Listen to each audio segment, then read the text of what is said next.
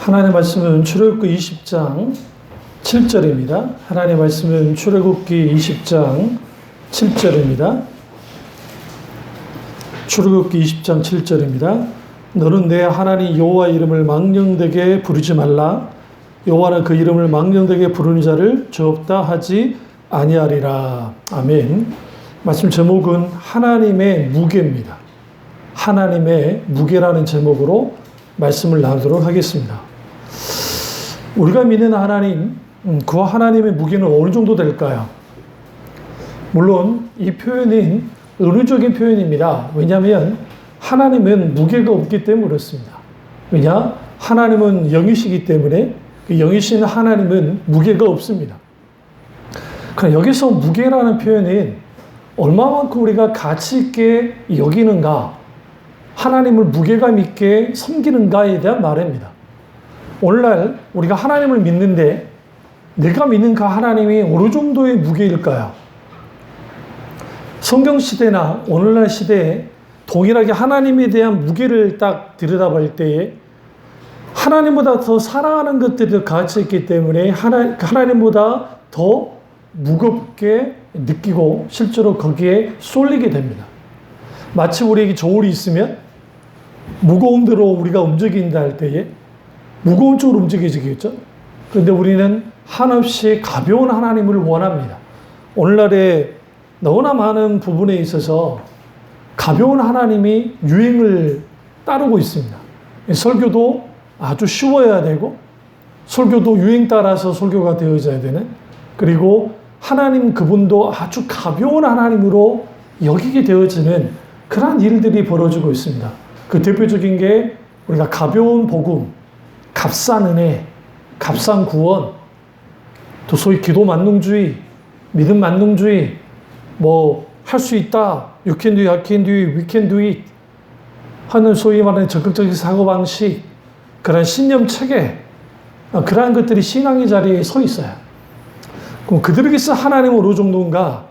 하나님은 성공을 위한 수단이 되어지면 하나님 아주 가벼운 분이 돼요. 여러분에 있어서 하나님은 얼마나 무게를 갖고 있습니까?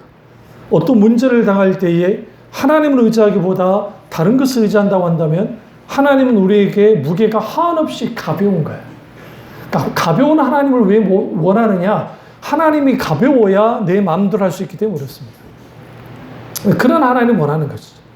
그래서 성경시대나 오늘날 우리 시대도 동일하게 신앙이 타락하면 가장 먼저 일어나는 게 하나님을 가볍게 여겨요. 여기서 망령되게 일컬었다는 표현을 쓰잖아요. 그 망령되게 일컬었다는 그 말 자체가 하나님 그분을 가벼운 분으로 만들었다는 거예요.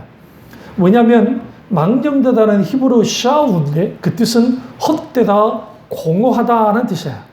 그러니까 하나님을 헛되게, 하나님을 공허하게, 하나님이 아무 의미 없는 분으로 만들어내는 것, 그것이 망령되게 일컫는 겁니다. 그래서 하나님을 가벼운 하나님을 만들죠. 그러면 우리가 이제 쭉 이제 성경 구약부터 쭉 볼 거예요. 신약에 이르기까지, 우리 오늘날 시대까지 어떻게 하나님을 가볍게 여겼는지를 우리는 되돌아볼 필요가 있습니다. 하나님을 가볍게 여기는 그 일이 이제 언제 일어나냐면 출애굽기 이후에, 그 전에는 놔두고요. 출애굽기 이후에 한없이 하나님을 가볍게 만드는 일이 벌어졌습니다. 그것은 모세가 시내산에서 내려오지 않자 이스라엘 민족들이 모세가 죽었다고 판단하고 그들이 금송아지를 만듭니다. 그리고 금송아지를 만들고 난 다음에 여호와로다, 여호와로다 라고 하는 거야. 여기서 그냥 중요한 게 있어요. 금송아지를 여호와로 만든 거야. 우주 만물을 창조하신 하나님을 금송아지로 만들었어요. 그리고 여호와다, 여호와입니다, 여호와로다 하면서 가장 먼저 했어요? 제사 드렸어요? 그게 하나님께 제사를 드렸다고요. 근데 그들이 제사한 건 누구였어요? 여호와야. 근데 문제는 뭐냐면 그 여호와가 성경에 말하는 여호와는 아니겠죠. 그러나 그들은 성경이 말하는 여호와라고 믿었어요. 그렇게 여겼단 말이죠. 당연히 그들에게 있었어야 하나님을 이제 보이지 않는 하나님, 그 전으로 올라가면 아담과 하와의 하나님, 에녹의 하나님, 노아의 하나님, 아브라함의 하나님, 모세는 지금 모세의 하나님, 근데 모세는 지금 죽은 걸로 간주되고, 그러니까 당연히 그 하나님을 가벼운 하나님으로 만든 거예요. 그러면 가벼운 하나님의 가벼운 취급을 언제 받았느냐? 아담과 하와부터 시작돼요. 아담과 하와가 사탄의 유혹을 받을 때, 뱀의 유혹을 받게 될 때에 하나님처럼 되라 합니다. 그러니까 하나님처럼 되려고 하는 그 자체가 이미 하나님을 끌어내리는 거예요. 네 수준으로. 우리 생각은 내가 하나님 수준으로 올라갈 거라 생각해요. 그러니까 아담과 하와 생각은 우리가 하나님처럼 올라가고 싶어. 그래서 선악과를 따먹었어요. 하나님처럼 되려고. 근데 정작 그들이 한 짓은 뭐냐면 하나님을 그들 수준으로 끌어내려버린 거예요.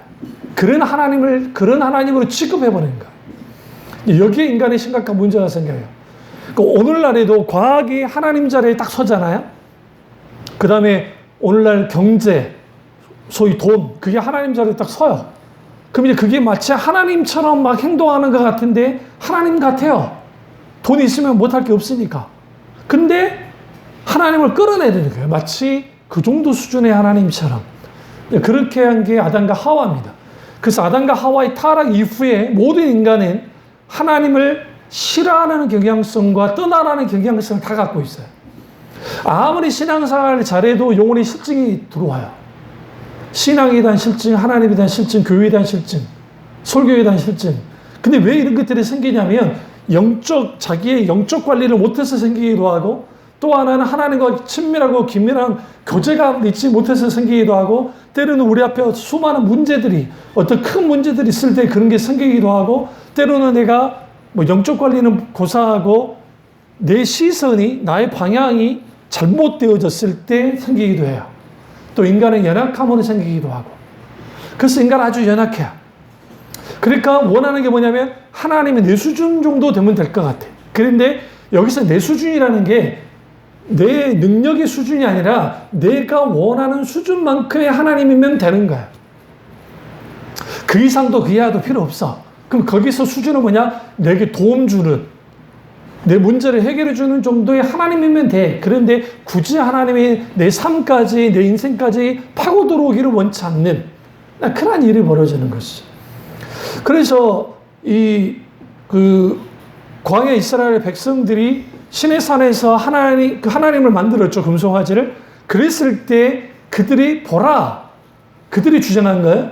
이집트에서 우리를 이끌어낸 하나님이로다. 여호와로다. 그 우리는 하나님을 믿을 때 하나님을 우리 수준으로 끌어내지 않나요?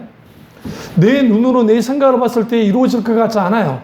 어떤 성취도 없을 것 같아요. 어떤 문제도 해결하지 못할 것 같아요. 그러니까 우리는 자꾸만 하나님의 능력에 대해서 의심해요. 그러면서 자기 수준만큼의 하나님을 떠올라요. 그러니까 안 되는 거야. 모세도 똑같은 실수를 했어요. 모세도 하나님께서 만나를 내려서 먹게 있습니다. 물을 주시잖아요. 그런데 문제가 생겼어요. 만나만 먹으니까 너무너무 힘들어요. 질려요. 생각해 보세요. 탄수화물만 먹어졌기니 뭐가 좋겠어요? 고기가 먹고 싶어. 고기 먹고 싶다. 고기 먹고 싶다. 막 고기 먹고 싶다. 하면서 뭐라고 한탄을 하냐면 우리가 노예살이 할 때에 그래도 그때 고기라도 좀 얻어 먹었다는 거예요. 근데 생각해 보세요. 노예인데 고기를 얼마만큼 얻어 먹었겠어요? 근데 그때 먹었던 고기가 너무너무 좋았다는 거죠. 그러니까 모세가 너무너무 화가 나서 이스라엘 민족 앞에서 하나님인들 이 많은 수를 어떻게 고기를 먹이겠느냐라고 하나님을 자기 수준으로 딱 떨어뜨려. 그러니까 하나님을 가벼운 하나님으로 만들어내버린 거예요. 그러자 하나님이 모세에게 찾아오셔서 아주 분노하십니다. 내가 나의 영광에 대하여, 그리고 내가 손이 짧냐? 내가 능력이 없냐? 근데 네가 뭐길래 도대체 내가 고기를 주지 못한다고 하느냐? 보라, 너희들 눈앞에 고기를 먹게 해주겠다. 그리고 하나님의 바람, 동풍이 불기 시작합니다. 그 동풍하면 딱 떠오르셔야 돼요. 동풍하면 떠오를 게 홍해를 갈랐던 바람, 그 다음에 또 하나님의 바람, 동풍이 막 불어요. 그러면서 메추라기들을 막 날아오게 합니다. 수를 이해할 수 없는 그 메추라기, 이스라엘 민족은 200만 명이에요. 200만 명을 먹일 수 있는 메추라기가 떨어졌다는 말은 적어도 수백만 마리가 바람에 이끌려서 날아왔어요. 그러나 그 메추라기는 그 시나이 반도 그게 서식하는 새가 아니에요. 이게 굉장히 중요한 거야. 거기 서식하는 새가 아니라고요. 그 저기 지중해부터 강력한 바람이 불면서 끌고 돌아와 버린 거예요. 끌려서. 그리고 그들이 떨어집니다. 그러니까 이제 좋다고 다 잡는 거예요. 잡아서 그걸 빨리 막 저기 깃털을 다 뽑고, 그래서 불에다가 막 구웠어요. 그리고 이제 이걸 갖다가 딱 뜯을 때, 고기가 이빨과 이 사이에 딱 꼈을 때 하나님이 진노하셔 쳐버립니다. 여기서 우리가 하나님 그분을 가볍게 하는 일들, 그럼 하나님의 무게는 하나님 크기의 무게예요. 그래서 하나님의 무게는 가늠할 수 없습니다. 다만 우리가 하나님의 무게에 대해서 말할 때에 우리가 하나님을 경험한 만큼 그 하나님이 어떤 분인지는 알아요. 그러니까 그 하나님을 경험한 만큼 아는데, 그게 성경에 하나님이 이런 분이다라는 말이 나오니까 일단 하나님은 그러한 하나님이에요. 그러나 하나님이 그것은 인간에게 자기 자신을 보여준 정도일 뿐인 거지, 하나님 그분의 모든 것을 보여준 건 아니에요. 이게 굉장히 중요합니다. 그래서 하나님 그분은 우리가 헤아릴 수 없고 이해할 수 없고 알 수 없는 분이에요. 그러니까 하나님을 믿는 거예요. 만약 그렇지 않다고 한다면 하나님은 인간의 상상에서 만들어내는 존재에 불과할 겁니다. 그런 의미에서 우리가 하나님의 무게에 대해서 말할 때, 그 하나님은 우리가 하나님 성경에서 말하는 인격지신 하나님을 성령의 조명 가운데 경험하여 알게 되어지면 아주 무게감이 있는, 다시 말하면 하나님의 위엄과 권능이 있는 하나님을 만나게 되어집니다. 그때가 언제냐? 하나님의 임재를 경험할 때. 하나님의 강력한 임재가 임하게 되어지면 모든 인간이 납작 엎드립니다. 견딜 수 없어요. 이런 경험을 저도 크게 고2 때는 계속 엄청나게 경험을 했고, 실제로 강력하게 이렇게 막 강력한 경험은 제 기억에 한 5-6번 정도 된 것 같아요. 그러니까 강력한 하나님의 임재, 저항할 수 없는. 좀 가까운 근래면 이제 우리 사역할 때도 있지만, 사역할 때를 포함하면 더 많고요. 사역 시간 말고 내 개인적인 하나님과 교제 나눌 때, 특별히 지하교회에 있을 때에 오늘 불렀던 나의 예수 온마음 다해 그 사랑의 그 찬양할 때, 그때 강력하게 성령께서 막 찾아오셨어요. 그러니까 그 강력한 하나님의 임재, 기름 부음, 그런 것들. 그러니까 그 하나님은 그렇게 무거운 하나님인데 가볍게 여겨지는 거예요. 그럼 왜 하나님을 가볍게 여기느냐? 이제 그 이유가 있어요. 우리가 하나님을 가볍게 여기느냐, 무겁게 여기느냐는 여기서 판가름 나요. 하나님의 말씀을 내가 중요시 여기느냐, 가볍게 여기느냐가 하나님을 무겁게 여기느냐, 하나님을 가볍게 여기느냐가 판가름 나요. 이게 가름지는 척도예요.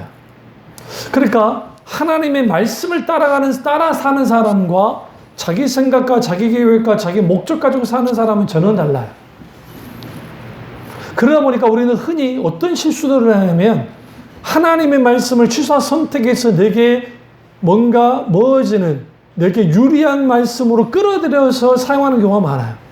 그래서 오늘날 많은 설교가 사람들이 이렇게 불편하지 않고 용기 주고 힘주는 그 구절을 다 가지고 와가지고 그걸로 설교를 해버리는 거예요. 그러니까 그런 설교에는 부담 없고, 거기는 당연히 그런 설교일수록 당연히 예화가 많을 수밖에 없고, 그러니까 그 예화와 힘주는 그런 말씀을 들어요. 근데 본문은 정작 그 말씀이 아니라는 거죠. 근데 그 말씀을 받아들여요. 그러니까 그 말씀을 받아들일 때에 내가 뭔가 설득당하고 내가 뭔가 으쌰으쌰해져야 돼. 그러니까 그랬을 때는 내가 그래 좋은 거야 받아들여. 근데 그 받아들이는 게 그 기분 좋음을, 내 귀를 즐겁게 해주는 것을 받아들이는 것이지, 정작 있는 구들의 하나님의 말씀을 정직하게 대면하여 받아들이는 경우는 거의 없어요. 이제 이게 굉장히 중요해요. 그래서 하나님의 무게, 그것은 어떤 우주 만물도 감당할 수 없어요. 그런데 인간이라는 존재가 아주 독특한 존재예요. 왜 그러냐면 어떤 우주 만물도 하나님을 품을 수가 없는데 인간만이 하나님을 품을 수 있어요. 신기하기다. 다시 말하면 인간은 우주 안에서 티끌 같은 존재지만 인간은 good imagination, 좋은 상상력을 통해서 뭐 할 수 있느냐? 우주도 품어버려요. 우리는 우리의 그 생각과 우리의 어떠한 사고 속에서 우주 저편에서 저편까지 갈 수 있는 상상력을 갖고 있어요. 동물의 상상력을 갖고 있나요? 없어요. 동물이 시를 썼다는 걸 들으셨어요? 없어요. 뭐 이런 거 있잖아요. 뭐 코끼리, 태국 같은 데 놀러 가면은 막 코끼리가 그림 그린다고. 가서 막 하고 원숭이가 뭐 그림을 그린다고. 그거는요, 그림을 그린다고 생각한 게 그렇게 학습을 받은 거예요. 그러니까 그냥 이렇게 칠하는 거야. 그렇게 막 이렇게. 네? 뭐 예술행위를 한다고. 그래, 다 돈벌이 수단을 위해서 사람들에게 그렇게 혹세무민하게 그렇게 사람들을 오게 하는 거예요. 그러니까 우리가 이러한 이 하나님 그분이 기꺼이 우리 안에 오시겠다잖아요. 내 말이 너희 안에 가고 너희가 내 안에 가면 무엇을 구하라 그러면 이루리라. 그러니까 주님이 내가 너희 안에 가고 내가 너희 안에 가고 너희가 내 안에 가기를 원한다는 말씀이 요한복음에 계속해요. 이 말은 무슨 말이냐면 하나님이 우리 가운데 들어오시는데 우주 만물도 어떤 것도 감당할 수 없는 하나님 우리 속에 들어오신다. 그 이유는 우리가 하나님의 형상으로 창조됐기 때문이야. 이마고데이 하나님의 형상으로 창조됐기 때문에 기꺼이 하나님이 우리에게 들어오세요. 천사에게 들어가지 않으세요. 이게 굉장히 중요해요. 그래서 천사를 향해서 갈라디아서도 그렇고 성경에 보시면 천사는 종이라 그랬어요. 천사할 때 뒤에가 일사자예요. 하늘의 일꾼. 일꾼으로서의 천사. 근데 그 존재는 죄를 지었던 천사들은 사탄이나 귀신이나 그런 영적 존재가 됐고 죄를 짓지 않았던 하나님 편에 섰던 뭐 가브리엘이나 미가엘 천사나 이러한 천사들은 천사장과 동시에는 선한 천사들이 있죠. 근데 그 선한 천사들은 하나님의 종이에요. 그리고 그 종으로 부름받은 그 종들은 누구를 섬기라고? 구원받은 우리를 섬기라고 주님이 일꾼 삼으셨어요. 그 천사는 하는 일이 뭐냐? 우리를 뭐예요? 섬기는 일을 해요. 왜? 우리가 하나님의 자녀이기 때문에. 하나님의 아들이자 딸이기 때문에요. 그러니까 천사 입장에서는 아주 불만스러울 수 있지. 근데 불만스럽지 않아요. 그 이유가 있어요. 구원받은 백성들 속에는 오직 예수 그리스도 그분이 있기 때문에. 예수 그리스도 어린 양의 피가 있음을 알기 때문에 예수 그리스도가 우리와 함께 하시잖아요. Holy Spirit upon you. 성령이 우리 가운데 가세요. 그런데 이걸 내주하시는 성령이 우리 가운데 가시는 거예요. 근데 하나님이 우리와 내주하세요. 가까이 우리 속에 들어오시는 거예요. In you. 그러니까 우리 속에 들어오시는데 그냥 들어오시는 게 아니라 우리와 교제 나누는 거예요. 그리고 왜 우리가 하나님을 가볍게 여기느냐면 하나님을 주권자로 인정하는 사람들은 하나님을 다 무겁게 여겨요. 하나님을 가장 가치 있는 분들로. 그런데 하나님이 주권자로 여기지 않고 하나님이 가장자리에 딱 내가 주인이고 내가 왕이고 하나님이 내 인생의 내 존재의 끄트머리에 있는 존재들은 하나님을 무겁게 여기지 않아요. 그래서 하나님의 이름이 모욕을 당해도 나서지 않는 거야. 그 대표적인 게 사울과 사울의 군사들, 이스라엘 군대, 다윗. 그러면 단순히 골리앗에게 겁먹었기 때문만이 아니에요. 이 상황이. 그러니까 겁은 먹었는데 문제는 뭐냐면 골리앗이 하나님의 이름을 망령되이 일컫고 있었어요. 그 상황에서 지금 이게 전략적으로 지금 가서 맞붙으면 우리가 그러니까 우리 절대로 동의하지 말아야 돼. 그럴 수 있다고 생각해요. 근데 문제는 뭐냐면 그들 가운데 성경에 그들 가운데 거룩한 분노가 일어난 사람이 없었다고 성경은 말해요. 오히려 그들에게 뭐 있다? 성경 보시면 겁먹고 있었다는 표현을 써요. 성경 보시면. 겁을 먹고 가만히 있었다고. 근데 그들 가운데 거룩한 분노가 없었어. 왜 거룩한 분노가 없었냐면 하나님 그분이 주권자로서 하나님 그분만이 왕의 왕으로서 하나님 그분만이 나의 전부이지 않고 유일한 유의자 목적이지 않았기 때문에 그들 중에 나설 수 있는 용기가 없었던 거예요. 근데 소년 다윗에게 있어서 하나님은 모든 것이었고, 그의 왕이었거든요. 그의 목자였거든요. 그러니까 그가 나선 거예요. 이런 이 하나님에 대한 태도, 내가 하나님을 주권자로 여기느냐 아니느냐, 그리고 하나님의 말씀에 대한 나의 반응, 말씀에 대해 중심에 들어와서 그 말씀에 붙들리고 그 말씀이 내가 붙들고 그 말씀을 따라 사는 사람들 속에는 하나님의 무게가 클 수밖에 없어요. 하나님 그분이 내게 실제로 가치 있는 분이고 능력 있는 분인데, 문제는 뭐냐면 이 소위 하나님 말씀은 그냥 듣고 흘러버리는 하나의 종도 끝나고, 내가 주인 되어져서 내 마음대로 살면서 종교로서의 기독교를 하나 딱 가지고 있으면 안 바뀌어요. 하나님은 가볍기 때문에 하나님에 대한 두려움도 없어요.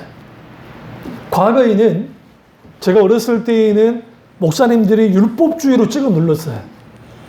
그래서 이렇게 저렇게 하면 저주받는다, 하나님이 치신다, 주일날 주일 송수 안 하면 하나님이 치고 깨부셔버리고 한다, 그 외에도 11조부터 시작해 기타 등등 이러한 것들을 하지 않으면 하나님이 이렇게 치신다라는 것들이 굉장히 많았거든요. 그러니까 사람들이 상당수 겁을 먹고 따는 사람들이 굉장히 많았어요.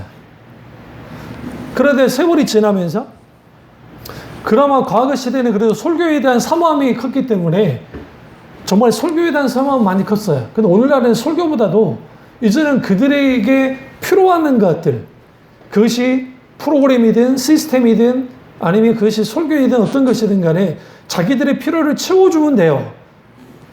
이걸 조금 더 표현하면 종교 소비주의, 그러니까 종교를, 소위 기독 신앙을 소비하는 형태로 가는 거야.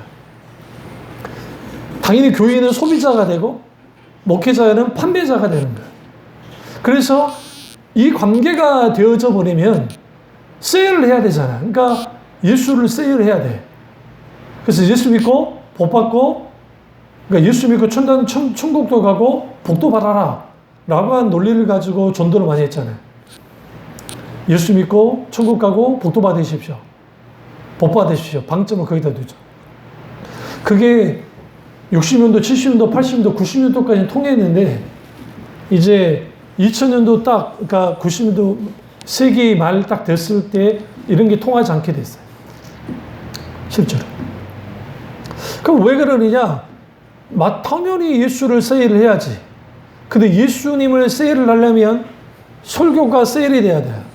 그래서 많은 상당 부분의 설교가 이제는 사람들을 즐겁게 하고 힘주고 용기 주는 그런 정도의 설교의 수준을 끝나버리는 거예요. 그러니까 그 말씀에 가벼워졌기 때문에, 가벼워지니까 신앙도 가벼워질 것이고, 신앙에 가벼워진 사람이 하나님을 믿을 때 하나님 그분을 무겁게 받아들이지 않아요. 아주 가볍게 여겨요. 그래서 쉽게 내가 죄를 짓고 해도 그것에 대한 크게 그런 거 없어져요. 그러니까 하나님은 한없이 가벼워지니까. 이게 이제 오늘날 신앙의 위기를 가져다 주는 겁니다. 그래서 우리가 하나님 그분의 이 무게가 우리 가운데 묵직하려면, 앞서 말했듯이 하나님의 말씀을 중요시 여겨야 돼. 그러니까 그 말씀이 내 중심에 있어야 돼. 그래서 이 성경에서의 우리가 성경할 때 성경이라는 표현을 쓰는데, 여러분 혹시 예전에 성경하면 더 바이블이라는 성경책? 우리 꼭 예전에 초원이즘이나 그런 데 보면 다 더 바이블 성경이 있는 거예요. 연합의 성경이 있는 게 아니라.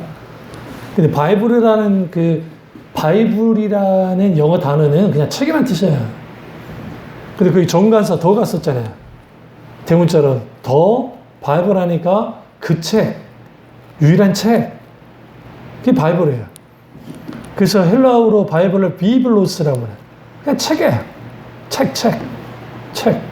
이게 이제 이제 히브리어로 가면 그것도 똑같아요. 책이에요. 근데 그냥 책이 아니라는 거예요. 여기서 말하는 책은 뭐냐면, 우리가 눈에 보이는 책이긴 한데 이게 그 말씀이에요. 그러니까 그 말씀이라는 표현이 뭐냐면, 우리가 말씀을 받아들일 때에 어떻게 받아들여에 따라서 모든 게 달라져요. 그래서 데살로니가 교회 교인들이 설교를 할 때, 사도 바울의 설교를 할 때 이게 하나님의 말씀으로 받아들였다고 했어요. 성경 보시면. 좀 이상하지 않으세요?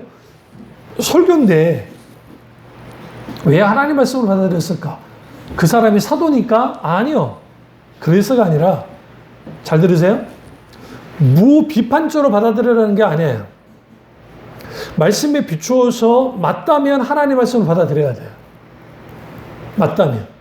그러니까 오늘날에 그 말도 안 되는 그 설교들, 그러니까 그런 설교를 듣고도 아멘 아멘 하는 사람들을 보면 이제 가슴 아플 때가 많은데, 그 본문이나 그 말씀은 분명히 그게 아닌데 그런 식으로 막 해석할 설교를 하는데 사람들 아멘 아멘 해요.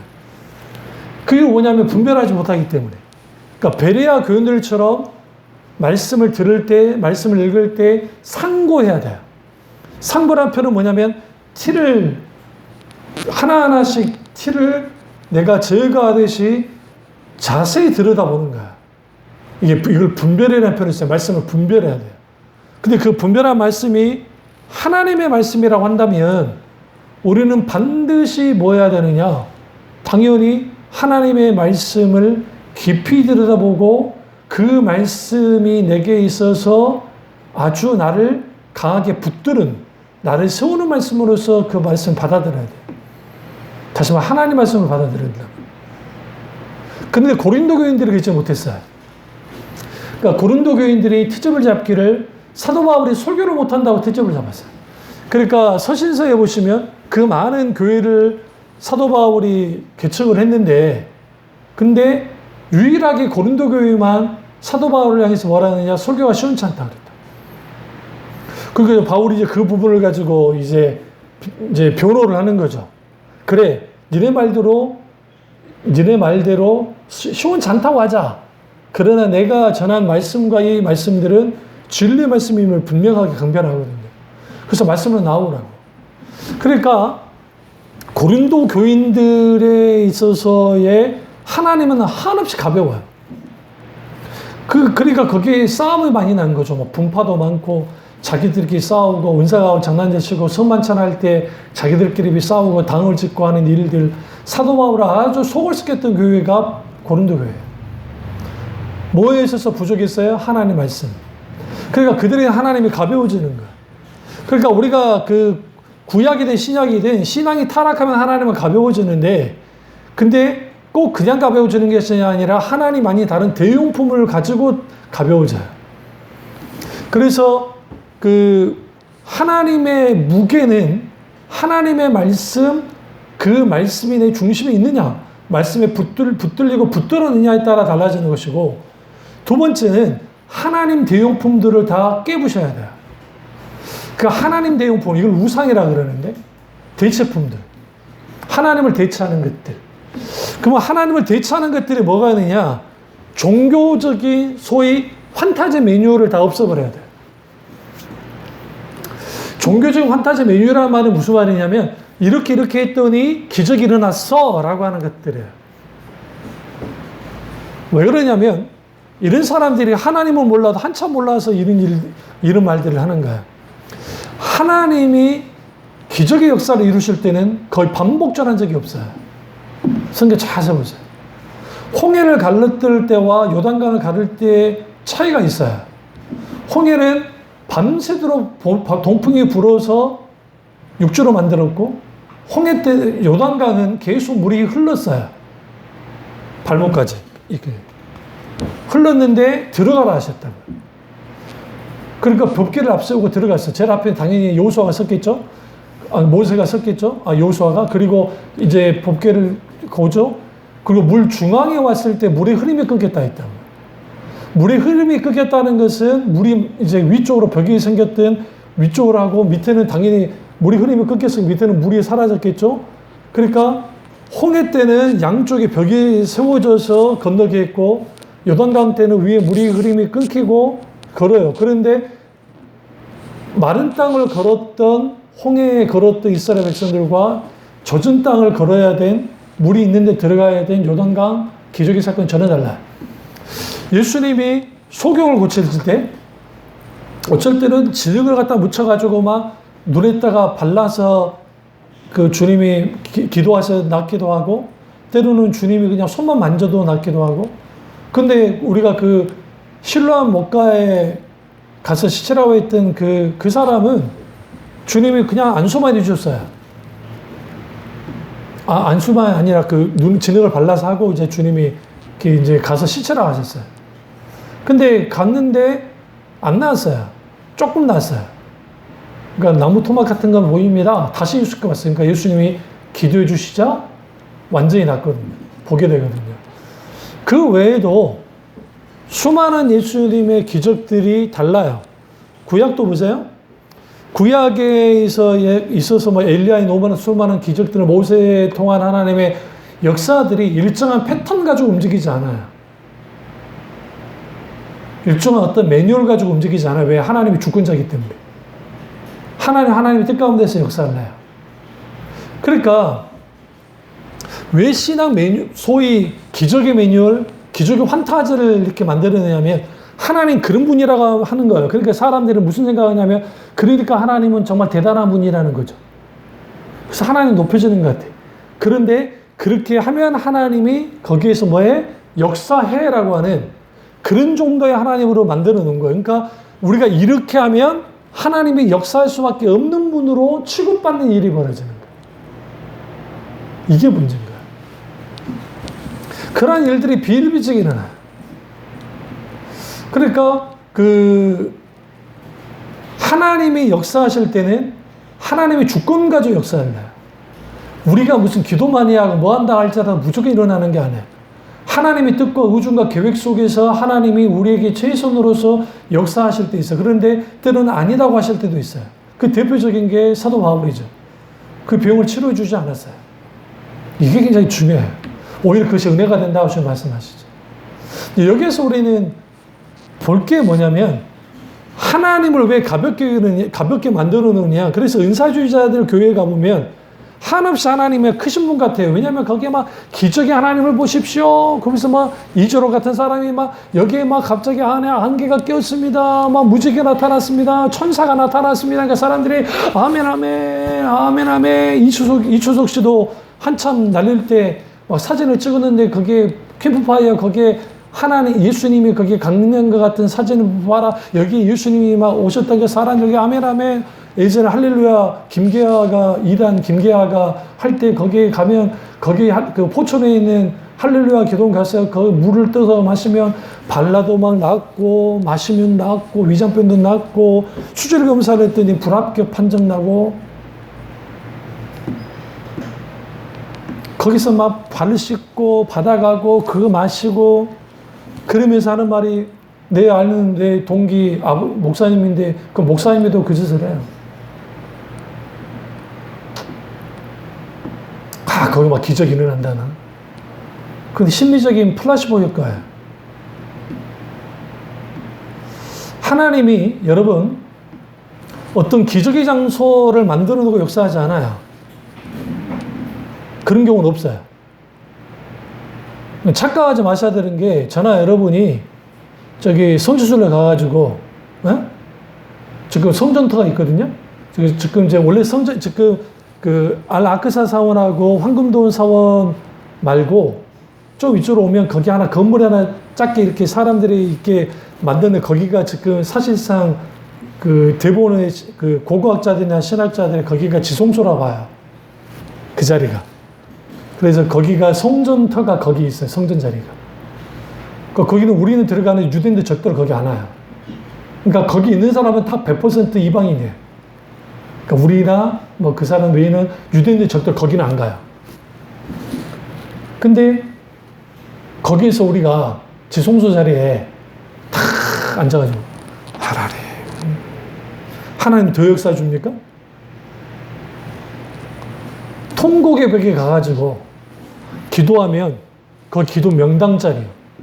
그러니까 더 해줍니까? 차라리 여러분이 여기 교회 앞에 와가지고 여기 있다가 수소 넣으면서 기도하세요. 여기 틈 많잖아요. 그죠?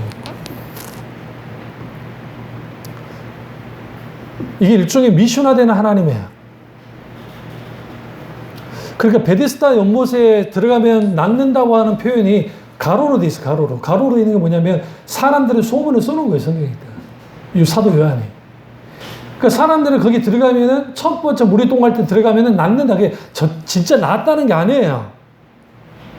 그 미신 속에 있어요. 그러니까 근데 그 베데스다 연못이 예루살렘 성전 바로 옆에 있어요. 근데 미신이 지금 판을 치고 있는 바로 옆에 있다고요.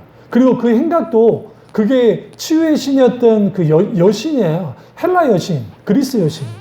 신전이에요. 근데 바리새인들이 진짜 하나님 믿냐면 그걸 깨부수지도 않았잖아. 누구도 해결을 못했잖아요. 그러니까 예수님이 38년대 병자로 고치심을 통해서 이거 가짜야 드러내고, 그 다음에 종교 지도자들과 바리새인들이 얼마나 무능력하고 웃긴지 그들의 실체를 그냥 드러내버려요. 그것도. 그래서 하나님은 상천하지에 하나님 한 표를 써요. 하늘과 땅이 하나님이기 때문에 하나님 어디에 묶이질 않아요. 만들어지지 않아요. 어디에 하지도 할 수가 없어요. 왜 하나님의 형상이 없느냐? 그 형상 하나 가질 수 없기 때문에. 근데 놀랍게도 하나님이 인간에게 들어오셨다고요. 인간에게만. 왜? 하나님의 형상을 만들었기 때문에. 왜 만들었느냐? 하나님의 전 존재를 다해서 인간을 사랑했기 때문에. 천지 만물이 창조된 이유를 에베소서 1장에 나오는데, 거기에 좀 이 설교 어려워도 여러분 좀 들어야 게 뭐냐면, 이 우주 만물이 창조되기 전에 그 영원이라는 시간이 있는데, 그 영원이라는 시간 속에서 가장 먼저 창조된 게 천사입니다. 그 하나님의 나라는 당연히 있는 것이고, 그리고 천사가 창조되고, 근데 이제 이걸 천지 창조와 동시에 창조되니 여러 설들이 있긴 하지만 먼저 창조는 사실이에요. 요즘에 사탄이 미리 존재한 걸 보면.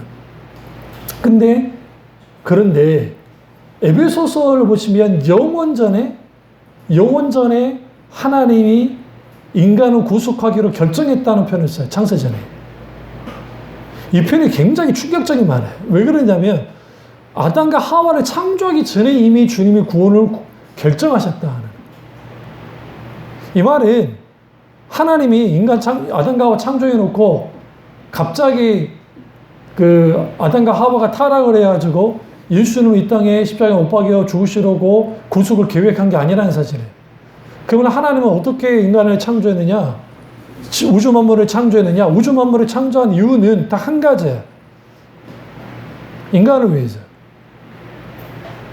그리고 모든 만물의 영장인 인간이 만물의 으뜸이 되는 인간이 하나님을 영화롭게 하는 거예요. 당연히 만물도 하나님을 영화롭게 하죠. 영광을 드리는 거죠. 그런데 그 크신 하나님이 아담과 하와를 통해서 자기들 수준으로 낮아져 버렸어요. 무게가 하나님이 가벼워져 버렸단 말이에요. 인간 수준만큼. 그래서 로마서 1장 가보시죠. 그때부터 무슨 일이 벌어지냐? 하나님이 변하기 시작해. 그러니까 하나님 자신이 변한 게 아니라 인간이 하나님에 대한 그것이 이제 바뀌어졌는데 그게 이거예요. 1장 20절부터 보세요. 창세로부터 그의 보이지 않는 것들, 곧 그의 영원하신 능력과 신성이 그가 만드신 만물에 분명히 보여 알려졌나니 그러므로 그들의 핑계하지 못할지니라. 하나님을 알 때 하나님 영화롭게 하지 아니하며 감사하지도 아니하고 오히려 그 생각이 허망해지며 미련한 마음에 어두워졌나니 스스로의 죄에 따라 어리석게 되어 썩어지지 아니하는 하나님의 영광을 썩어질 사람과 새와 짐승과 기어다니는 동물 모양의 우상으로 바꾸었느니라. 우상이 나온 거 뭐냐? 인간이 타락해서 나온 거예요. 그러니까 그들이 뭐였어요? 마음이 허망해지고 미련한 마음이 어두워졌어요. 그러니까 당연히 하나님을 어떻게 만들었느냐? 하나님 같은 존재가 있나 봐. 그래서 부처가 나타나고 수많은 우상들이 나타나고 이슬람에서 말하는 하나님은 우리 하나님 아니에요. 어떤 철딱선이 없는 어떤 분들이 소위 이슬람이 말하는 게 우리가 말하는 하나님이라고. 여러분 그 이태원에 그 이슬람 사원 있잖아요. 거기에 오직 알라만이 하나이시다라고 하는데 그게 하나님이라고 써놨어요. 하나님이라고 써놨다. 그러니까 지금 이슬람으로 개종하는 사람들이 카톨릭보다는 개신교도들이 생각보다 많아요. 생각보다 많아요. 근데 그들 주장은 이거예요. 유대교의 하나님도 성경에 말하는 하나님이 아니에요. 분명히 말씀드릴게요. 하나님의 이름은 똑같아요. 근데 유대교에서 믿는 하나님은 그런 하나님이 아니에요. 기독신앙은 삼위일체 하나님을 믿는 신앙이지 단성론적으로 하나님, 소위 그냥 유일신 하나님을 믿는 게 아니에요. 하나님은 한 분이신 하나님이에요. 분명하게. 근데 그는 삼위일체 하나님이에요. 이거는 이제 설교도 있지만 여러분 어려워하니까 그냥 놔두더라도. 그러니까 기독신앙은 저는 달라요. 그 카톨릭은 뭐가 문제가 되느냐? 아이, 그 마리아가 하나님이 돼버렸잖아요. 제 사위의 하나님처럼 돼버려요. 자기들은 아니라고 하지만. 그리고 행함이 있어야, 공덕을 쌓아야 믿는다고 하는 일종의 그 구약을 벗어나지 못하는 게 말도 안 되는 신앙체계를 가졌죠. 그러니까 성공한 이단이라 말을 하는 거예요. 그렇다고 해서 카톨릭 신자들이 다 지옥 가느냐? 그렇지는 않아요. 그들 중에도 본어긴한 그리스도인이 있을 거라고 봐요, 솔직히. 근데 문제는 그 알라가 어디서 나왔느냐? 여호와에서 나왔다는 거죠. 야훼에서 나왔다는 거죠. 그러니까 야훼가 아랍어로 알라니까, 그러니까 기독교에서 믿는 하나님이나 뭐 이슬람 믿는 하나님 똑같다. 그건 웃기는 소리지. 웃기는 소리지. 진짜 하나님을 믿는 사람들은 예수 그리스도를 하나님의 아들로, 하나님으로 받아들여야 돼요.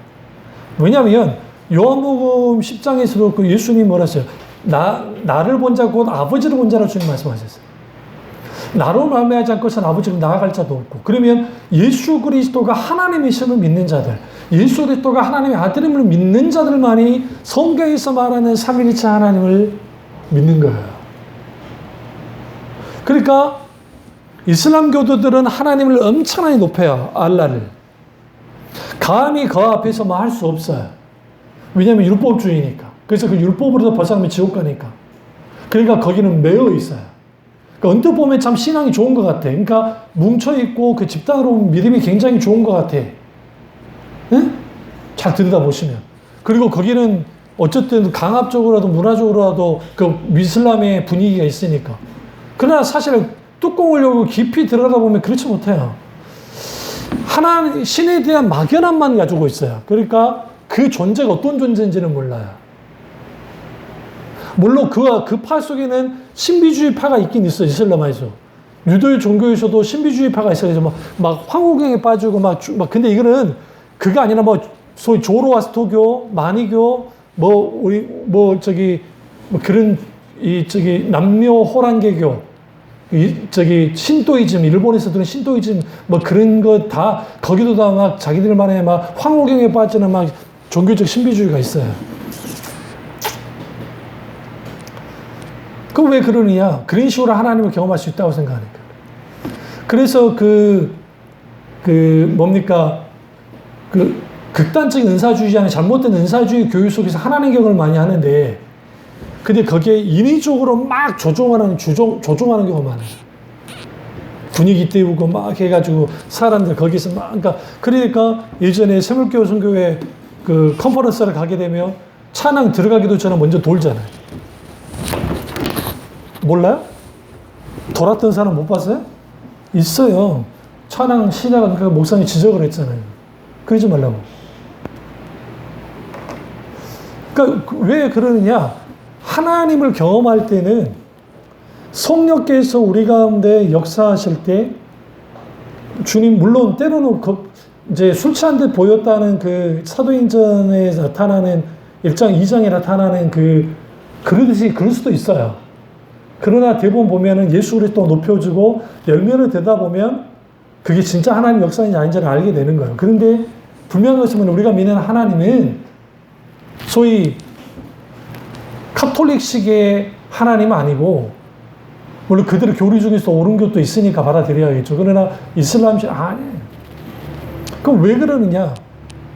자기들이 딱 봤을 때 하나님을 각기 자기 문화를 뛰어넘을 수는 없어요. 대부분 신앙이라는 게 그 문화와 같이 접목되어서 나가요. 그런데 그 문화라 할지라도 철저하게 진리까지도 짓밟으면 안 돼요. 그러니까 하나님의 말씀을 짓밟지 않는 선에서 이걸 컨텍스트라는 표현을 쓰는데 상황 속에 복음이 들어가는 거예요. 근데 문제는 뭐냐면 카톨릭은 강제로 개종을 시키면서 그 라틴, 그 다음에 그 아프리카 다 미신화됐어요. 그리고 유럽도 상당수 미신화된 카톨릭이에요. 이걸 신비주의 이단이라는 표현도 쓰는데. 근데 이게 개신교는 안 그러냐? 개신교의 상당수가 그래요. 그러다 보니까 거기에 뭐가 문제가 되어지냐면 하나님에 대한 이해와 인식이 잘못되어 있는 거예요. 그러니까 자기들이 경험한 정도의 하나님을 한번 생각해요. 그리고 자기들의 교리 체계 속에 갇혀 있는 하나님. 하나님은 교리 체계에 갇혀 있지 않아요. 그러나 분명한 것은 뭐냐면 그 하나님을 알려면 하나님의 말씀, 그리고 성령의 조명 가운데 인격적인 하나님을 경험하여 알아야 그 하나님이 어떤 하나님인지를 알게 되어집니다. 이러한 것들이 있어야 되는데 그러한 게 없으니까 하나님의 무게가 땅에 떨어져요. 그러니까 이제는 그들이 원하는 하나님들을 만들어내는 거예요. 각기. 그러니까 하나님이 이럴 거야. 그래서 여기서 나타나는 신앙관이 주지주의, 머릿속으로만 신앙생활 하는 거예요. 이걸 관념화된 신앙이라고 그래요. 머릿속에서만, 관념 속에서만 하나님을 믿어. 그래서 이런 말을 해요. 나는 하나님 있다고는 믿어. 그런데 난 교회 안 다녀. 말도 안 되는 말을 하죠. 그건 진짜 믿는다는 건 아니고, 이게 그 머릿속에서, 그러니까 이제 이런 신앙을 누가 많이 갖냐면 모태 신앙들이 많이 가져요. 그러니까 하나님을 부인하는 하진 않아요. 신의 존재가 있는 것 같긴 해. 있는 것 같아. 그런데 교회는 안 다녀. 이걸 뭐라고 하냐면 소위 이 어떤 형태의 사람들이냐면 신의 존재에 대해서는 어느 정도 연론은 있어. 그런데 이게 무신론 중에 소위 말하는 이 경계선에 있는 무신론자들, 이 경계선상의 무신론자들이 하나님께로 가는 경우가 쉽지 않아요. 오히려 하나님 없다 했던 사람들은 많이 넘어와요. 경계선에 있는 사람들은 그 경계선에서 소위 말하는 자기 나름대로 왔다 갔다만 해버려요. 정작 인격적인 하나님을 경험하고 만날 수 있는 상황이 안 되어서, 그러니까 기회를 놓친 경우, 이런 경우가 있죠. 그래서 이런 게 왜 생겼느냐? 인격적이신 하나님이 우리에게 찾아오셔서 우리를 만나 주셔야 되는데, 내가 기도 열심히 하고 막 뭐 한다고 해서 자동적으로 만나지지 않아요. 주님이 만나 주셔야 돼. 그렇다고 내가 가만히 있으면 자동적으로 만나지지도 않아요. 여기서 이제 딜레마가 있는 거예요. 그래서 필요한 게 뭐냐면 하나님을 찾아야 돼. 그리고 그 하나님이 다양한 방법으로 하나님 만날 수 있어요. 그러니까 그냥 설교 듣다가, 아니면 성경을 읽다가, 아니면 찬양을 하다가 뭐 하다가 이게 딱 만나는 경우가 있어요. 내 삶이 힘들고 어려울 때 만나기도 하고, 기타는 여러 가지 다양한 속에서. 근데 중요한 건 뭐냐면 내가 아무리 강력한 하나님의 경험을 했다 할지라도 그것이 계속 유지되지는 않아요. 그러니까 한국 교회가 왜 하나님이 이렇게 가벼워졌냐? 과거에 하나님의 부흥의 역사가 일어날 때의 그 영적인 체험만을 추억하면서 신앙생활을 해요. 오늘날 살아서 역사하신 하나님의 경험하고 누리지 못한다. 그러니까 하나님 그분이 내게 직접적이지 않은 거야. 실제적으로 내 앞에 있는 것 같이 이게 생생한 하나님 그분의 느낌과 아니면 어떤 그런 것들이 없는 거야. 그러니까 예배를 드리거나 뭐 할 때 아주 가볍죠. 하나님과의 관계 속에서 이렇게 되어지니까 당연히 이 속에 있게 되는 건 뭐예요? 당연히 하나님 경험이 거의 없는 상태에서 과거의 자기 종교적인 경험, 우리 교회가 강력한 하나님 임재가 있을 때 그 강력한 역사, 그게 과거의 산물로만 끝나버리면 안충 목사도 그때만 가지고 추억하면서 목회를 하고 신앙생활 나가면 저는 아무것도 아닌 거예요. 그것만 쫓는 거예요. 지금 당장 이 즉금 시점이 필요하죠. 그러면 뭐여야 돼? 우리가 사방으로 모든 것이 열려 있어야 돼, 하나님은.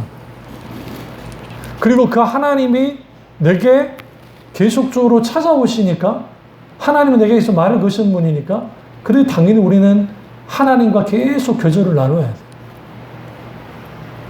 그러면 거기에서 뭐가 있게 되어지냐면, 하나님의 살아계심이, 하나님의 그 생생한 코람되고 하나님 존존 앞에 있다는 것을 알게 되어지고, 우리가 늘 지성소 앞에 있게 되어진 것처럼 되어져요. 그래서 그 성지순례를 갔을 때 사람들이 큰 두 가지 반응이 났는데, 하나는 감격하는 사람들과 이게 뭐야 하는 사람들이에요. 이게 뭐야 하는 사람들은 여기 가면 특별할 줄 알았는데 순 아랍 사람들이 장사만 하고 있는 그걸 보면서 그렇게 되어지고, 또 보고 다니겠다 성당만 보고 다니는 거예요.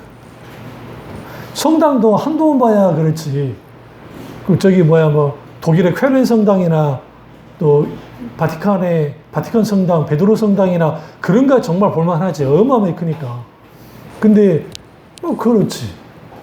그리고 또 뭐 예수님이 가셨던 갈릴리고 뭐고 딱 가보면 거기에 막 기념 교회만 있고 예수님이 어떻게 하셨어요. 그러니까 애게 하는 사람도 있어요. 그런데 미리 종교적인 감정을 끌어올리고 성지 신앙을 집어넣는, 그러니까 성지의 특별한 의미를 강력하게 집어넣어가지고 거기에 예수님이 가셨던 그 발자체, 그 길을 가는 거 그 자체에 감동이고 감격이 있죠. 근데 그런 감동은 나는 저기 처음 서울 와가지고 가장 먼저 간 곳이 그 걸어서 남대문이 아니라 남산에 가장 먼저 올라갔고, 응? 그때는 그런 건물 없을 때 막 걸어 올라갔고. 왜 걸어 갔겠어요? 저기 그 케이블카 탈 돈이 없으니까 그랬지. 그러니까 그리고 난 다음에 그 다음 간 게 경복궁이에요. 근데 그 경복궁이 아직 지금 이렇게 복원되지 않아서 별로 안 됐을 때, 그때 딱 들어가는데 무슨 생각이 촌놈이라, 이야, 여기 태조 이성계가 여기 있을 것이고, 역사를 좀 아니까 뭐 저기 수양대군이 칼 들고 들어와서 막 했고 뭐, 그러면서 막 그런 생각을 했거든요. 그러니까 우리 선인들이 그 했을 거야 아닌가. 근데 그런 생각을 종교적으로 더 크게 가지는 거죠. 그 가는 것 자체를 잘못했다는 건 아니에요.